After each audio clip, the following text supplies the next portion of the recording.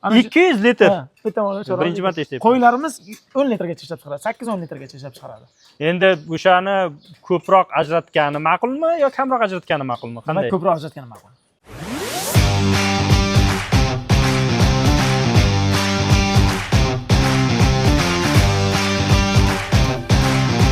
Assalomu alaykum, bizni kuzatuvchi muxlislar, Ideal jamoasi muxlislari.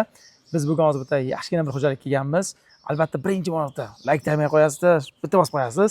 Biz sizga hozir shunday bir ma'lumotlar beramizki, sizni xo'jaligingizda endi shakllanadigan yoki shakllangan xo'jaligingizni yana rivojlantirishga bu hissa qo'shadi. Beradigan ma'lumotlarimiz. Ancha paytdan beri kutilyapti. Germaniyadan videolar qildik ham, yetib ham boryapti. Endi ozgina intensivlashtirib ko'paytirish niyatimiz bor. Xudo xolasa vaqtga qarab zerikmaysizlar albatta, chunki har xil xo'jalikdan har xil mana shunaqa qilib video olamiz. Like deb bosing, chorvachilikka qiziqadigan tanishlaringizga jo'natib qo'ying. Bugun xo'jaligimiz demak, biz kelgan joyimizda Amana Bavariya o'lkasida joylashgan xo'jalik bo'lib, bu xo'jalikning nomi Matthias Börtzli. Do'stimizning xo'jaligi men aytaman o'zbekona desam bo'ladi-da. O'zbeklarga mos tushadi. Eskiroq anaqa. Ya, endi men aytaman eskilik emas. Ana aniqroq aytadigan bo'lsak, mana shunaqa qilsak, mollarda havo aylanmasi yaxshi bo'ladi. Chunki bizda issiq o'lkamiz. Issiq o'lkaga havo chorva uchun o'ta muhim hisoblanadi. Toza havo va doimiy salqin havo. Bu do'stimiz molxonasi to'liq ochiq. Bunaqa qilgan bo'lsak, qishga faqat parda bor, pardani tushirib qo'yadi. Shu parda asosida yopiq holat turadi. To'rga o'xshagan narsa ekan. Da, albatta, shuning bilan oldi yopiladi va ichida doimiy havo bor, zo'r havo aylanmasi qo'yilgan. Demak, xo'jaligimiz asosan Galshtayn xo'jaligi bo'lib, bu albatta aytib o'tganimizda sut bo'yicha chempion bo'lgan Galshtaynlar. Do'stimiz ayni vaqtda o'tgan yilgi bunaqasi hisobotiga ko'ra 11500 litr o'rtacha molga to'g'ri kelgan. Hozir ayni vaqtda 39 dan 40 litr atrofida sog'ilyapti. Даже bitta molni ko'rsatib o'tdi, 60 litr. 60 litr beryapti. Asosiy masala nimada? Yana aytamiz, genetika, oziq ratsioni va chorva uchun yaratilgan komfort. O'shani bunday qilaylik. Xo'jalikda ustunlari deylik. Xo'jalik usullari. Xo'jalik usullari deymizmi yoki molganda Sanjar? Rivojlanish omillari. 3 ta narsani aytdingiz-a? O'shalarni bo'lib bu yerda qisqa aytaylik. Birinchi navbatda genetika deganimizda bitta narsaga to'xtalamiz. Genetikada do'stlar eng qiziq joyi ana xuddi nima deydi, qizni izlaysiz-ku o'zingiz, kimga uylansam ekan deb. Yoki xolalar izlaydi sizga bir kelinni yoki deylik ota-ona izlaydi. Bu yerda mana shunaqangi jarayon kechadi. Eng qiziq joyi Sanjar. Ikki taraflama. O'zini qiziga kuyov topadi yo shunaqa bir xil xo'jaliklarda. Demak, asosiy bu yerda asosan nima deydi? Kelib turib o'zini o'g'liga bu yerdan kelin izlaydi kelib. Aniqroq tushuntirib aytadigan bo'lsak, Anpaarung degan narsa bor nemislarda, nemischa so'zida bo'lgan iborat bo'lib. Demak, asosan mollarimga mos buqani tanlab bilish. Bu hamma ham shunday tanlamaydi do'stlar. Buning uchun o'zini maxsus mutaxassisi bor. Mutaxassis har yili 1 yil 6 oyga 1 marta keladida, yiliga 2 marta keladi. 6 oy kelib molxona ichida yuradi, aynali mollarni ko'rib chiqadi. Rama tuzilishini ko'radi, mollarning holatini ko'radi. Va shunga mos o'zining buqasini taklif qiladi. Demak, do'stimiz asosan 3 ta buqa bilan ishlayman dedi. Bu mollarimiz agar bir ichkariga kirib ko'radigan bo'lsa, juda ham katta, ramasi juda ham yuqori va shunga moslasha buqa urug'lar tanlanadi. Siz shuncha molxonalarning orasida haligi ko'p chorvadorlar yoniga borib yurasiz, molxonaga kelib turib birinchi nimadan boshlaysiz? Qarashdi, mana kuzatishdi. Kuzatib, qani boya chorvador bilan, nemis chorvadori bilan o'tirib hangamangizni bitib kuzatib turdim. O'sha gaplash davomida ham chorvani haligi o'zini odatlariga qarab, ko'rinishi qanday, boshqalarga e'tibor berasiz. Nimaga e'tibor berasiz? Albatta. Demak, eng muhim narsa Sanjar narsa, har bir inson o'sha xo'jalik rahbari bo'ladimi yo ishchisi bo'ladimi, birinchi xo'jalik kelib qaragan paytda, kirib kelgan paytda sizga qarayotgan paytingizda nechta mol yeyapti berilgan oziqani? Eng muhimi. Ikkinchisi, nechta mol yotibdi? Nechta mol yotibdi? Yotganlarning ichida nechtasi qovush qaytaryapti? Chunki molimiz qovush asosan 8-10 soatgacha, 12 soatgacha qovush qaytaradi. Qovush qaytarish jarayonida ko'proq so'lak ajraladi. So'lak ajraladi degani, bu degani aynan katta oshqozonda, katta qorinda kechayotgan jarayon, ya'ni atsizot jarayonlarini oldin olishga juda imkoniyat ochib beradi. Chunki alkalish bo'ladi, ya'ni 8.3 pH ga teng bo'ladi. Aynan katta qorinda ko'proq miqdorda. Bilasizmi, bitta mol qanchagacha so'lak ajratish mumkin? Necha litrgacha? Qovush qaytarishni bilaman, 50 dan 60 gacha. Endi haligisiga qarab nima deydi? Mana yotgan mol 8 dan 12 soat qovush qaytarsa necha litrgacha so'lak ishlab chiqaradi? 1 litr ko'p 1 litr bo'lsa kerak. Qarang, buyursangiz qarang, bilimli ekandir. Demak, Men agronomman, qayerdan bilay? 200 litrgacha o'zidan demak so'lak ajralib chiqaradi. Ana shu jarayon to'liq takrorlanib turadi. So'lak ajralish o'ta muhim narsa. Shuning uchun ham ratsionimiz o'ta muhim bo'ladida. 200 litr. Bitta molga Birinchi marta eshityapman. Qo'ylarimiz 10 litrgacha ishlab chiqaradi, 8-10 litrgacha ishlab chiqaradi. Endi o'shani ko'proq ajratgani ma'qulmi yo kamroq ajratgani ma'qulmi? Qanday Qanday? ko'proq ajratgani ma'qul. Ya'ni qovush qaytarish degani, demak, mollar asosan qanday qiladi? Katta qoringa tushgan oziqani to'r qorin orqali, to'r og'izga olib keladi. Og'izda chaynash orqali ham maydalaydi va maydalash jarayonida qovush qaytaradi. Qovush qaytarganda o'sha so'lak ajraladimi? So'lak ajralib tugagungacha qaytaveradi. U so'laklar asosan bu bakteriyalarga oziqa, katta oshqozondagi muhitni, katta qorindagi muhitni to'g'ri stabillashga olib keladi. Men shuncha payt ideal agrarda yurib, boshqa qilib bu ma'lumot men uchun yangi bo'ldi. O'shani zo'r. sal qitqlab chiqarib olish kerak. Endi kitob shu joyiga yana men agronom qayerdan kitob o'qib menga kerak emas. Nima deydi? Viktor aytdi, bu deydi, fal kitob o'qigan, Viktor aytdi. Fal kitob o'qigan deydi. Men mollarcha yuraman, mollar boqaman. Ha, shu. Endi qarang, yana haligi. Bu 200 litr haligi so'lakni o'zi molni o'zida bunday aylanib yuraveradi. Endi qaysi ma'noda molni o'zidan ham parlanish bo'ladi-ku. Kunning issig'ida, boshqada har xil. O'shaning uchun endi haligi ozuqa bir taraf, genetika bir taraf, komfort bir taraf. Hammasi birov-birovga bog'liq jarayon deb qarasa. Endi shu joyga kelayotgan bo'lsak, suvni sifati qanday bo'lishi kerak? Keyin yotganda necha soat o'sha haligi nima yotadigan boksida yotish kerak. O'sha haqida aytib o'tsangiz. Demak, suvni sifati chorva uchun o'ta muhim hisoblanadi, Sanjar. Suvni sifati insonga qo'yilgan talabni yuqortiradi Germaniyada.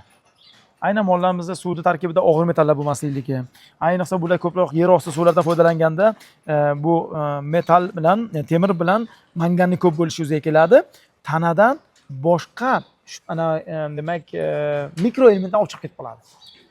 Agar temir bilan mangan ko'p bo'ladigan bo'lsa, marganet so'z bechasiga ko'p bo'ladigan bo'lsa, tanadagi oksidlar asosida tanadan olib chiqib ketib qoladi. Shuning uchun suvni sifati o'ta muhim bo'ladi. Buni ichi demak qattiqligi, deylik tarkibidagi. Endi O'zbekistonga moslaydigan bo'lsak, sho'rlangan, sho'rlanmagan bunaqa taraflari ham bor. Yo'q, molganda biz oddiy qilib jaydarcha bo'lsak, o'zimiz icha bilishimiz kerak xullas. Shu suvda. Ha, biz ham aytib o'tganmiz uni. Demak, suvni sifati aytdik, endi yotoqxona. Mollar Sanjar 14 soatdan 16 soat yotadi. 14 soatdan 16 soatgacha yotadi. Yotgandagina tuyoqlar bo'shashadi, yelinlarda qon aylanadi. Demak, yelinda qon aylanish degani sut ishlab chiqarish degani bilan bog'liq. Demak, yotganimizda mollarimiz qovush qaytardi, mollarimiz yotganda tuyoqlari bo'shashdi, yotganda qon aylanish yelinlarda yaxshilandi. Ko'ryapsiz, molda tanasi uchun umumiy holatda umumiy eng muhim narsalardan bittasi molda yotoqxona hisoblanadi. Asosiy eng katta unaqasi yotoqxonada o'tadi davri. Mollar oziqlanish davri bor. Demak, 8 soat, 12 soatgacha qovush qaytarish deganimizda o'sha yotoqxona ichiga kirib ketadi. Yeb ichish esa aynan 8 soatdan 10 soat yeyish ketadi. Umumiy hisobda 24 soat baholanadi mana shunaqa qilib. Demak, o'sha yotoqxona komforti o'rtoqlar juda ham muhim narsa. Molimiz yotganda o'sha deylik tuyoqlarda og'ir unaqa tushmasa, yotayotgan paytda oldindan yotgan paytda buni ko'rsatib o'tganmiz videolarimizda. Qiynalmasa, mana qarang, molimiz yotyapti. Ana oldin yo'llaman. Biroz kechikdik. Hozir yotayotgan paytda videolarda ko'rsatib o'tamiz. Old oyoqlar bilan yotadi. Ismoil, kecha yaqinda anovda bir video chiqardingiz Instagramda. Avstriyadami? Qayerda? O'sha keng anagi mollarni o'zini mana bunaqa kompost molxonasi, lijankasi, shunaqa haligi narsalarni ko'rsatib o'tdingizda, o'zingiz uchun eng yaxshi model, O'zbekistonga mos keladigan modelni o'sha narsa deb aytib o'tib ketdingiz. O'shani bir farqini, keyin nima uchun nemislar lijanka qiladi-yu, siz lekin o'sha siz ko'rsatib o'tgan videodagi holatni yaxshiroq deb bilasiz. Demak, mollarda, chorva mollarda hozir aytib o'tganimizdek, yotoqxonada asosiy umri o'tadigan bo'lsa, 14 soatdan 16 soatgacha umri o'tadigan bo'lsa, u yerda endi mollarning ichida o'zi ham o'zini nima deymiz, boshlig'i bor deylik, yo kuchlisi bor, kuchsizi bor, ha. Nemislarda muammo joy qimmat, yer qimmat. Demak, molxonaga qo'yilgan talab ham bor. Aynan mana shunaqangi bitta molga tegishli yotoqxona bo'lishi shart. Masalan, 60 ta mol bo'ladigan bo'lsa, 60 ta yotoqxona bo'lishi kerak, spalniy bo'lishi kerak. Bu talab, bu molxona qurishdagi talab. Endi siz buni keyin mollarni kichkina joyga ko'p miqdorda mollarni sig'dirishingiz kerak. Hozir Germaniyada bir kvadrat molxona qurish uchun 20 ming yevro sarflanyapti. Bir kvadratmi yoki bitta mol boshiga? Bitta mol boshiga. 1 kvadrat deyapman. Bitta mol boshiga 20 ming yevro to'g'ri kelyapti. 20 ming yevro. oldingi sal oldinroq edi 10 mingga to'g'ri keladi. 10 minglar edi. Hozir ko'tarilgan mana bu qurilish 5 materiallari yillar ko'tarilgan, oldin, ishchi kuchining qimmatligi evaziga 20 mingga chiqib ketgan. Demak, endi nima qiladi bular? Joydan tejashga va albatta kichkina joyga mollarni sig'dirishga harakat qilishadi. Bu esa mollarimizda katta muammolardan bittasi. Demak, ojiz mol deylik, kuchsiz mol yotgan joyga kelib katta mol turg'iza oladi. Qilinch bo'ladi, talpa bo'ladi. Kichkina molda joy qolmay qoladi, burchak bo'lib yotish kerak. Men lijanka to'g'risi, men lijankani doim yotoqxonani spalnida unaqasi molga keladigan bo'lsak, aytaman, mollar uchun imkoniyat qo'yib berish kerak. Imkoniyat ochib berish kerak.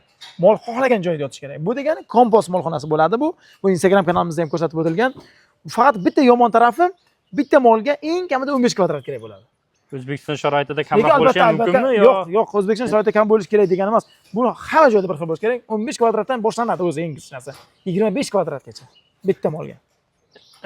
Kompost yotadigan joyimi yo molxonani umumiy maydoni, molxonani mana bu oziqlanadigan joyi, turadigan joyi bor. Demak, o'shalardan hammasi bo'lib. Yotoqxonasi 15 kvadrat. Yotoqxonasi 15 kvadrat. Ya'ni ya bu lijankada hozir bo'lsa bir 3 kvadrat bo'lsa, demak yotoqxonasini o'zi 15 kvadrat bo'lishi kerak. Chunki axlat ko'payib ketib qolsa ham, bu yerda demak, mollarimizga juda ham xunuk holat yuzaga keladi. Shuning uchun aytiladi 15 kvadrat, u yerda havo aylanmasi yaxshi bo'lishi kerak, axlat tezroq qotishi kerak. Faqat uning yana bitta yomon tarafi, ya'ni kompost yomon tarafi doimiy yerda, ya'ni yotoqxonani ishlab turish kerak. Ya'ni traktor bilan chizil qilib turish kerak. Buni Chora akamiznikida video qiluvdik. O'shani xudo xolasa YouTube uchun ham alohida bitta ko'rsatib o'tsak bo'ladi. Bitta ko'rsatib o'tsak bo'ladi. Xudo xolasa ko'rsatamiz. Demak, hamma narsani aytamiz, mana mol uchun qilingan sharoitlar ichida eng muhimlardan bittasi bu toza havo yana. Toza havoni ta'minlashda, Sanjar, ko'rayotgan bo'lsangiz, ochiqlik u yoqda havo aylanmasi bor. Eng pastda emas, tepa ochilgan. Ya'ni bu o'sha skvoznyakni, ya'ni yelvizakni oldini olishga sabab bo'ladi. Kirgan havo tepadan chiqib ketadi. Ya'ni bu issiqlikdan olib tepaga chiqib ketadi. Molimizda doimiy havo, salqin havo kiradi ichga pastga. Tepadan chiqib ketaveradi issiqlik. O'zi ko'rinishi qanday bo'lishi kerak? Haligi tashqi tarafdan toza havo kirishi kerak. Shundan keyin molxonaning ichida chiqadigan zararli, demak, o'sha ammoniak bo'ladimi, gazlar bo'ladimi, metal gazlar bo'ladimi yoki deylik, unaqa gazlar, deymi, oltin gurt gazlari bo'ladimi, axlatdan ko'p narsa gazlar chiqadi. Ana shu barchasi mollarimizni nafas olish organlariga oqadi. Bu qiyinlashtiradi. Ayniqsa issiq kunlarda. Aynan o'sha mollarda stress bo'lgan paytda juda ham sezish mumkin, nafas olishi tezlashadi. Bular nima qilgan? Yangicha endi Germaniyada o'zi ko'p tarqalgan bittasi, mana shunaqangi o'zi kattakon bir o'xshagan narsa. O'sha bunday qaranglar, haligi o'sha yerda boya chorvalar aytdi, haligi bor ekan. Havoni ta'minlaydigan o'xshagan katta brezent shlanga bor, o'shani bu yoqqa tortar ekan haligi. Qarang, eng qiziq joyi ham bu narsani qarangki, yotoqxonaning ustiga tortilgan. Chunki o'sha aytganimiz yana qaytib kelamizki, mol asosiy vaqtda yotoqxonada o'tadi. O'sha yotgan vaqtda havoni tozaligi muhim narsa. Tepadan buni tortgan paytda tashqaridan havoni tortib kiradi-da, ichkariga toza bo'lib kiradi, salqin havo va u doim mollarimizga mana tarqaladi. Va mollamizda doimiy toza havo kirib keladi. Bu mollarimiz uzoq yotishiga va albatta uzoq yotgan molda sut ajralishi, tuyoqlarning yaxshilanishi va ko'proq hazm qilishiga imkoniyat ochib beradi. Ismoil, boya so'radim sizdan, molxonaga kirganda nimalarga e'tibor berish kerak, qanday komfortni bir qismini aytdik, havo, yotayotgan joyi. Endi oziqlanish, keyin oziqa stolini ko'rinishi qanday bo'lishi kerak? Demak, mana bu oziqa stoli endi o'sha vaqtini ham 8-10 soatini shu oziqa stolida o'tkazadi degan narsamiz ham shundaki, Sanjar, qulay bo'lishi kerak. Hamma tarafdan qulay bo'lishi kerak. Molimiz yeyotgan vaqtida hech qanaqangi uni xalaqit qiladigan narsalar bo'lmasi kerak. Eng muhim narsa bizda esdan chiqib qoladigan narsalardan bittasi mana shu qatlam, Sanjar. Uni silliqligini qarang. Buni molimiz yegan vaqtida e'tibor bersangiz, faqat tili bilan oladi-da, tili bilan oladi. Agar mana shu yerda qanaqadir toshlar chiqib qolgan bo'lsa, yoki qirrali qatlamlar bo'ladigan bo'lsa, molamiz tiliga zarar yetib, molamiz o'shadan kelib yeyishiga to'sqinlik qiladi. Molda shunaqa xotira bor. Qayerda qanaqangi yomon natija qilgan bo'lsa, kelmaydi. Ishonmasa bitta molni urib ko'ring, siz olsangiz qaytib ham kelmaydi. Bu yerda agar kelib turib o'sha bu deganimiz tilini tirnab olgan bo'lsa, kelmaydi. Demak, molamiz yegan paytda shu bunaqasi silliq bo'lishligi va bir xil ovqatni tarqalganligi o'ta muhim bo'ladi. Endi qarangda, bizda nemislarda haligisi bo'yicha ozuqani iloji bo'lsa yesin deydi. Ozuqa yesin deydi. O'zbekistonda unchalik emas ekan. Qantarish vaziyatlari boshqa. Endi hali ozuqa ratsioniga o'tishdan oldin bitta fikringizni aytavering.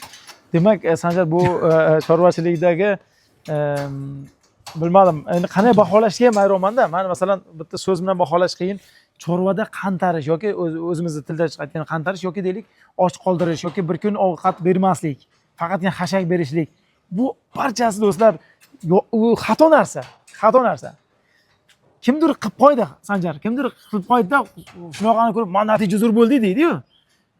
O'xshasa zo'r, o'xshamasa iqlimdamaydi.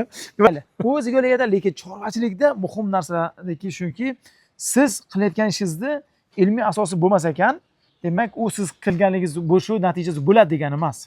Yoki siz bilmasdan shu bir narsa qilib qo'yardingiz, o'xshab qoldi, bu degani hamma o'xshaydi degani emas.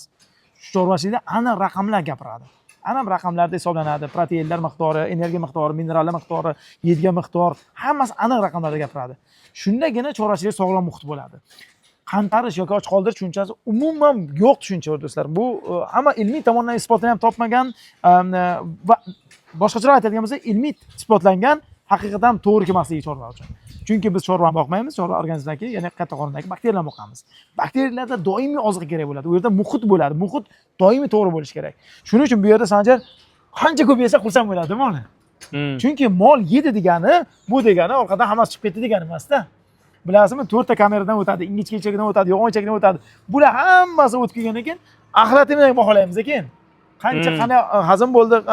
Demak, albatta u siz molingiz undan foydalanadi. Ismoil gaplashdik. Endi eng muhim xo'jalikda eng muhim anular haligi nima deydi? Ushlab turadigan iqtisodiyligini, sutdorligini, umumiy hal qiladigan narsalardan bitta narsa oziqa ratsioni. Shu haqda demak, ratsion eng muhim narsa. Bu ratsion tushunchasi juda ko'plab ma'lumotlar berib o'tdik. Ratsion tushunchasi energiya va oqsillar, minerallar va dag'al oziqalarni o'zaro demak muvozanatga keltirganligi, molning qaysi laktatsiyaligiga va vazni, qaysi demak qancha sut berishlikligi hammasi moslashgan holda tuzilgan ratsion hisoblanadi. Demak, eng muhim narsa ratsion tuzdingiz. Endi ratsionni mayli, bunga idealagrar jamoat sizga tuz beradi. Va tuzilgan ratsionlarimiz bor, o'zimizning kanallarimizdan olib olasiz. Endi ratsioningiz tuz bo'lgandan keyin ham albatta uni baholab turish kerak Sanjar. Baholashda eng oson yo'li, ko'p deylik bir qimmat materiallar bilan emas. Kelgandingizmi, tayyor oziqangiz aralashtirilgan, shuni qo'lingiz tiqingda oling. Molingizda molxonada 24 soat vaqt bor. Sizda 1 minut vaqt ajrating, intensiv, doimiy, 1 minut davomida qo'lingizni olib, yaxshilab silkang.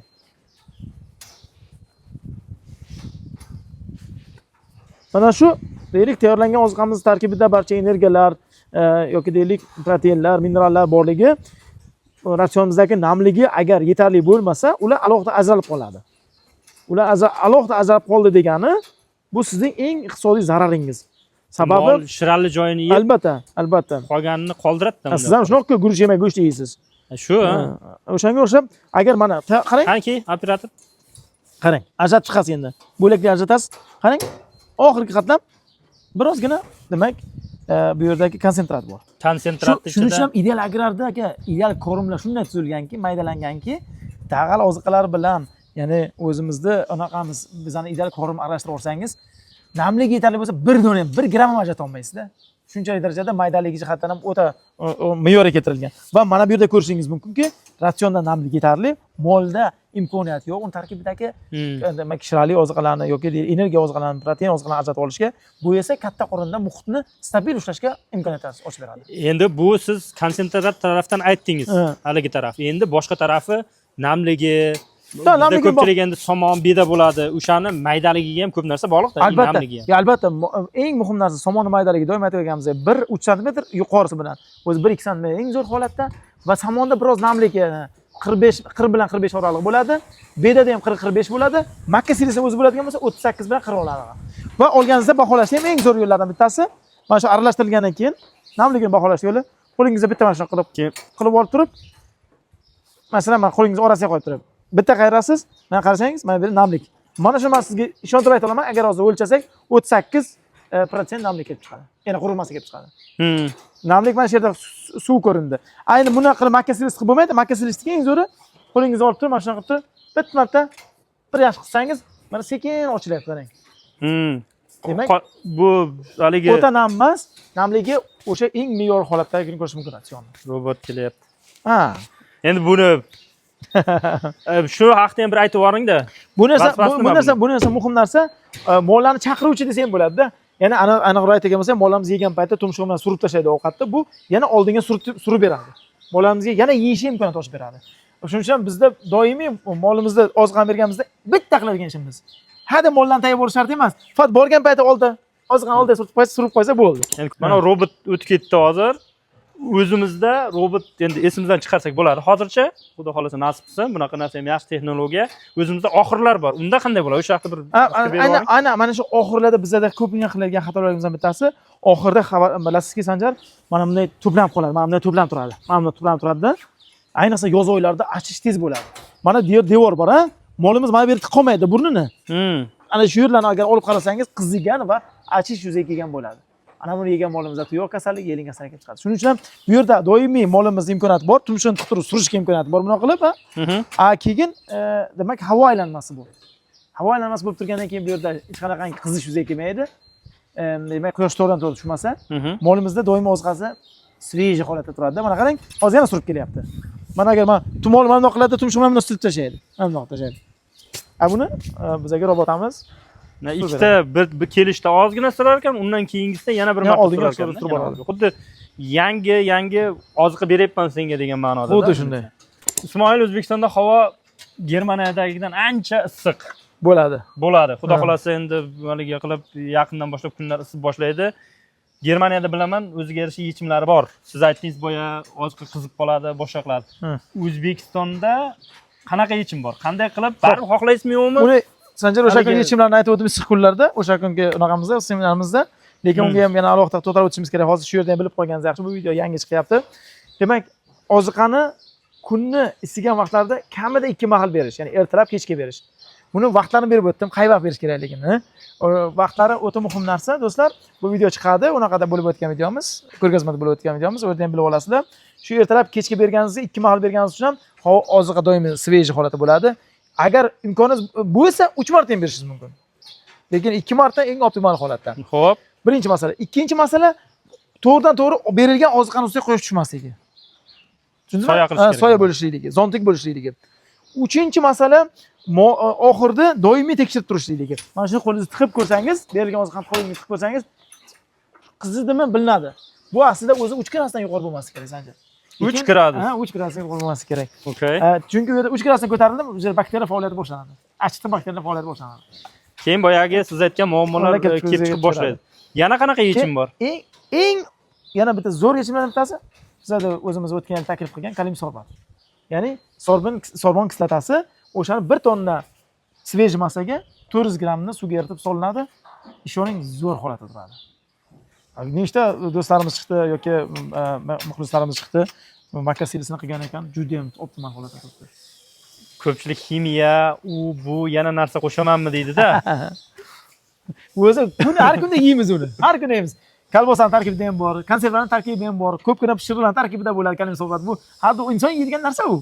Ha, Germaniyada bunday o'zini kodi bo'ladi. E12 mi nechidir degan shunaqaligiga qarab. Shuning bu yerda ximiya emas, bu haqiqatan ham tavsiya etilgan, ruxsat etilgan narsa u.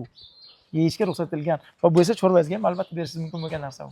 Chunki agar sizni chorvangiz sog'lom bo'lsagina, sizni ishtiyoqingiz, hayotga ishtiyoqingiz bo'ladi, kayfiyatingiz yaxshi bo'ladi, cho'ntagingizga pul keladi. Shuning uchun albatta biz yechimni qilishimiz kerak. Yechimni esa ideal agrar jamoasi sizga beradi. Faqat siz amalga oshirsangiz bo'ldi.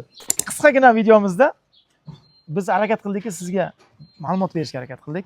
Albatta biz tavsiya etgan ma'lumotlarni Sanjar xo'jalikka tatbiq qilinsa, men ishonamanki, ham iqtisodiy barqaror, ham demak hosildor, ya'ni mahsuldor xo'jalik bo'ladi.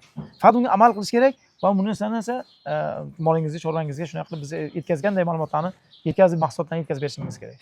Men ham xuddi shu fikrdaman. Mana qilib har bitta misol uchun biz berayotgan ma'lumotlarni kuzatib boring, chorvadorlarga yetkazib qo'ying.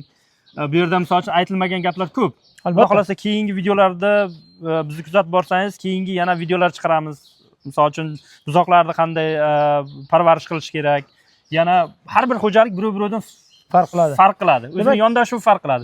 O'shanga qarab, keyingi bizni kuzatib borsangiz, keyingi videolarda o'shanga moslab turib, sal boshqacha ko'rinishda, boshqacha talqinda, lekin baribir negizida ilm, albatta bitta narsa bor, do'stlar. O'sha bilan rivojlantiramiz. Sanjar, mana shu yerda bitta narsa borki, do'stim, qanaqa xo'jalik bo'lsin, to'r burjak bo'lsin, lo'nda bo'lsin, u tepada joylashgan bo'lsin, hammasi tayanch punkti nima? Aziz aytib o'tgan narsamiz. Komfort, to'g'ri tanlangan suv, joy, havo ta'minoti va ratsion. Shularni to'g'ri qilib qo'ysang, mollarimiz sog'lom bo'ladi. Endi mahsulotlarni ko'tarishda genetika e'tibor beramiz. Bo'ldi. Oddiy yechim tayyor, faqatgina biz amal qilishimiz kerak. Do'stlar, bizni kuzatishga davom eting. Bitta like tayyorlang. Albatta bizning videolarimizga ulashib qo'ying. Obuna bo'lishni unutmang. Bu esa boshqa chorvadorlarga imkoniyat ochib beradi. Bizning videolarimiz ko'p joylarga boradi. Insonlar ham bilimga ega bo'ladi va chorvachilikda albatta rivojlanish bo'ladi. Savollar bo'lsa, bemalol mana shu kommentarlarga yozasiz. Biz sizga albatta yetkazamiz, javob berishga harakat qilamiz. Keyingi videolarda ko'rishguncha